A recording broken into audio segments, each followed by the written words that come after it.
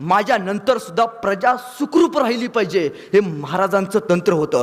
तुम्हाला माहिती आहे, उभ्या महाराष्ट्राच्या आयुष्यामध्ये महाराजांनी तब्बल 110 किल्ले बांधले. म्हणजे स्वराज्यात तब्बल 365 किल्ले होते. काय गरज होते हो, काय गरज होती 365 किल्ले स्वराज्यामध्ये आणायचे? आम्हाला एक घर बांधले की भारी वाटतं, 365 किल्ले बांधले. का बांधले असतील बरं? महाराजांचं मत असं, यदा कदाचित मी उद्या नसलो तर औरंगजेब महाराष्ट्रावरती येईल. यदा कदाचित उद्या औरंगजेब महाराष्ट्रावरती आला, तो एक एक गड जिंकेल. एक एक गड जिंकायला त्याला माझा एक गड जिंकायला कमीत कमी 3 वर्ष तरी लागतील. माझे 365 किल्ले जिंकायला त्याला किती उमर लागेल? आयुष्य इथं निघून जाईल आणि इथंच मरेल. ही महाराजांची दूरदृष्टिकोन.